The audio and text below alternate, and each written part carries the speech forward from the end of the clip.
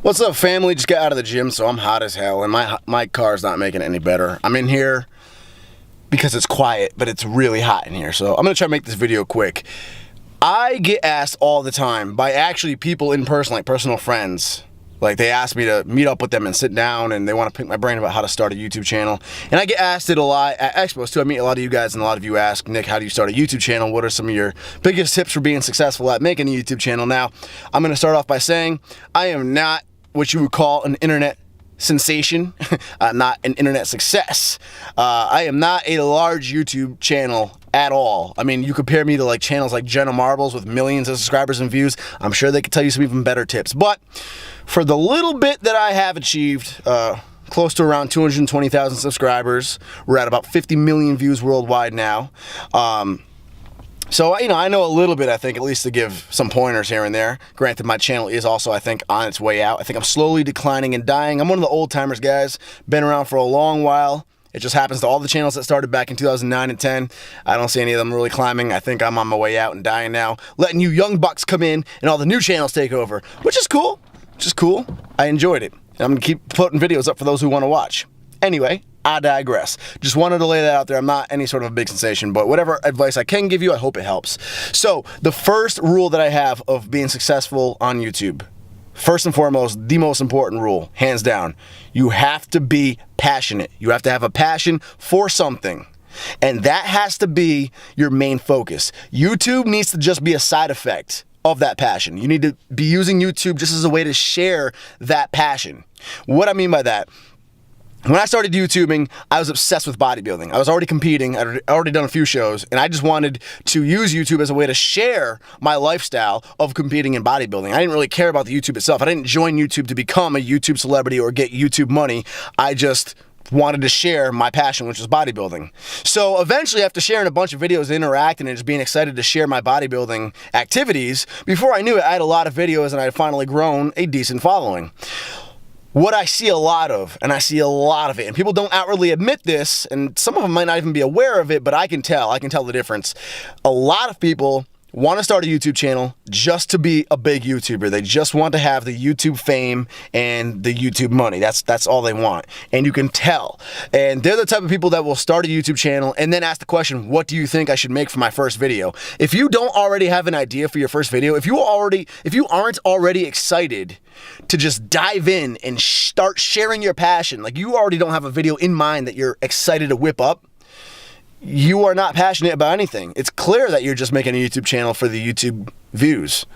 And what happens when that happens is the channel always flops. Always. 100% of the time, 10 out of 10 people that start YouTube for the sake of the YouTube money and fame always flop, because what happens is you're not focusing on any sort of a passion. You're only focusing on the video and the views. And what they realize is, holy shit, I don't have 1 million views the first month of doing this.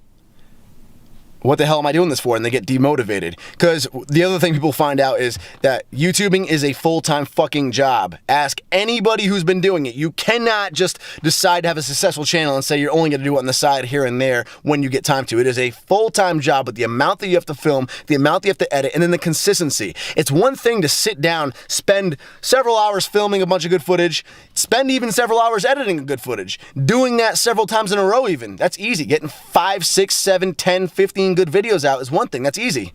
But then once you get to your 20th video of doing all that work and time, and you go and look at your channel and you only still have a few hundred views on every single video, suddenly you're like, dude, this is a lot of work and no one's watching. Like, I just can't put this much time into this anymore.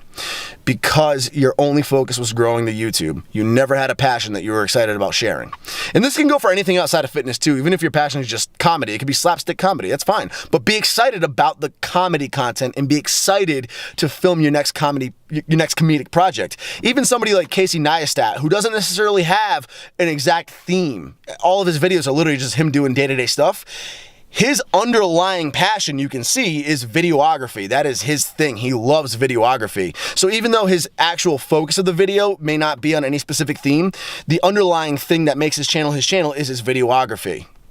So you have to have a passion and love to do it. Otherwise, your channel will flop when you realize that you're putting all this time and effort in. You realize how much time YouTubing actually takes, and you're not getting that YouTube money right away. So be passionate about something. If you can't right now think of what it is you want to share, and at least generally how you want to share it. You don't have to know exactly how the video is going to be edited yet, but you just have a streamlined idea of how you want to share it. If you don't already have that, if you have to ask, what should my first video be? Stop, quit. Don't even start. YouTube's not for you. I'm telling you right now. Next piece of advice. Thumbnails and titles. Thumbnails and titles. Thumbnails and titles. The two most important things on YouTube. Thumbnails. Eye-catching. People will click on a video that could have a lame-ass title sometimes just because the thumbnail's like, holy crap, what is going on in that picture? Title. Equally important. You don't want to do full-on clickbait. I think clickbait isn't right. When you say, holy shit, she died, and it's someone crying over their girlfriend, and you click on the video, and it ends up just being like, my girlfriend died laughing at something.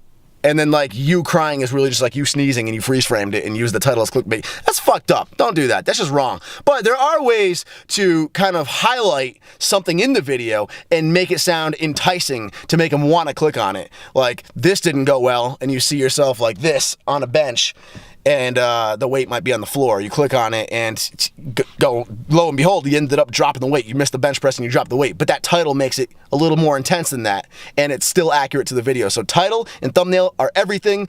People will get mad at you for thumbnails. They'll be like, oh, you're just trying to do it to get views. You subscribe to a channel to watch the videos. So ignore those people. It's like, oh, I'm sorry that I tricked you into watching a video. You subscribe to my channel to watch my videos on. It doesn't make sense. YouTube is about views. The one and only reason you upload to YouTube is to be seen. So get the views. Just do yourself a favor and make the video worth watching if you are going to make an enticing title. So titles and thumbnails. Last but not least is quality and consistency. You want high quality. Quality is better. Now, some channels can get away with lower quality cameras. Like there's Custom Grow 420. He's hilarious. I don't even like weed, but I watch his stuff because he's hilarious.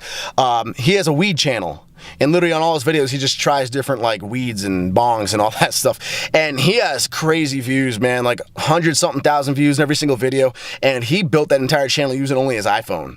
But see, like a channel like him can get away with that because you're just watching someone smoke a bong. There's not too much to see. If your channel's fitness, which is already a smaller niche anyway, which you already have that against you, you need every little advantage you can get.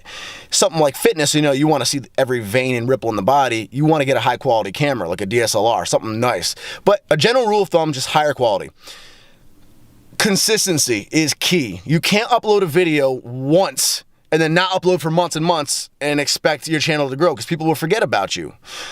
At the same time, you don't want to over-upload a million videos and then lower your quality, because I've seen that happen too. People will sometimes get mad at me if I don't film for a little bit, but it's because I don't want to make a video just for the sake of making a video. So don't upload 10 videos of bullshit just because you want to have 10 videos out by a certain day, you know? So keep the videos consistent, at least three to four videos a week, a minimum of 3, I would say, and make sure the quality is good, both camera quality and the actual content quality. Last but not least, I think I already said last but not least, but this is the really last but not least, is be careful of your upload consistency. 3 to 4 is the minimum, but I wouldn't go above like maybe 5 videos a week either, especially when you're just starting out. I know some bigger channels can do 1 video a day, and that's fine because they're bigger channels. But what you also have to be aware of is subscriber burn, which is basically, it's happened to a lot of big channels. It happened to PewDiePie once when he thought his subscriber circulation was broken. What happened is he got subscriber burn. Subscriber burn is where basically, say your favorite YouTuber uploads 3 videos in a week, right? And you go and watch all 3 of those videos. Your account sees that you watched 100% of that YouTuber's videos for that week. It sees that it's a high priority for your viewing, and it's gonna put that YouTuber's videos to the top of your subscription box every time. Say this YouTuber uploads 6 videos in a week, and you're busy, you have a full-time job, for whatever reason, you only catch like 3 of those videos. You missed the other 3. Your account now shows that you only watched 50% of that YouTuber's videos, and it's gonna see that you only have a 50% interest, and it's only gonna put that YouTuber into your subscription feed maybe 50% of the time. I don't know that that's the exact ratio, but just as an example, that's basically how it works more or less. If they see that you're only watching 50% of their content, it's going to start putting their content into your subscription feed less and less. So if you go and upload 7 videos in a week, and one of your subscribers has a busy week of their own and they can only catch 2 of your videos, guess what? You're gonna start not showing up in their subscription box anymore because their account is seeing it as they're not interested in watching you, so they're flushing you out of the account. That is what subscriber burn is, and that happens to a lot of YouTubers. So be careful, keep your consistency high, but don't overdo it. And a good way to make sure you don't overdo it is, again, just making sure your quality is on point. If your quality is on point, you're usually taking time to make each video, then you probably will have a hard time making too many as it is. Unless you're Casey Neistat, because he's not human. Last but not least, again, we went over the do's. Here's a couple of don'ts. And I only really have 2 major don'ts. And these are also based on, keep in mind, I'm friends with a lot of the YouTubers in the fitness industry. I've talked about this with, you name it, Max Tuning, Furious Pete, Chris Jones, Christian Guzman. We've all talked about the same thing, Matt Ogus. The 2 worst things you can do. 1, spam tag. Do not post your video on Facebook and tag 40 different people, especially big YouTubers, in it if they have nothing to do with you or your video. Don't do that. It's annoying as fuck. We don't like it. I untag myself from that whenever I see it. Not to be confused with you being motivated by me. If you're motivated by me, you're a fan of my channel, and you post a progress photo and you genuinely just want to thank me, you're like, this is motivation from your videos, that's different. I appreciate that. But if you post, hey, this is my new video, chest and biceps, tag 40 different people, that's fucking annoying. Don't do it, and it's unprofessional, and it really makes us just not like you. It rubs us the wrong way. I'm not trying to say us like we're snobby, we're these elite people you need to please. It's not like that, but like it just annoys everybody, big or small YouTuber. The other thing you should not do, because this is just horribly unprofessional. Like I am so shocked that people actually have the mentality to do this, because I would never do this. I think it's that self-entitled mentality everybody's getting these days in the later 2000s. Well, we're still in the early 2000s, but you know what I mean. Do not hit up a bigger YouTube channel and ask for a free shout out. Don't do that. I don't even understand the logic to that. Like, when I started my YouTube channel, my mentality was I'm going to put in the work and I'm going to grind and grind and grind until I slowly build my own following.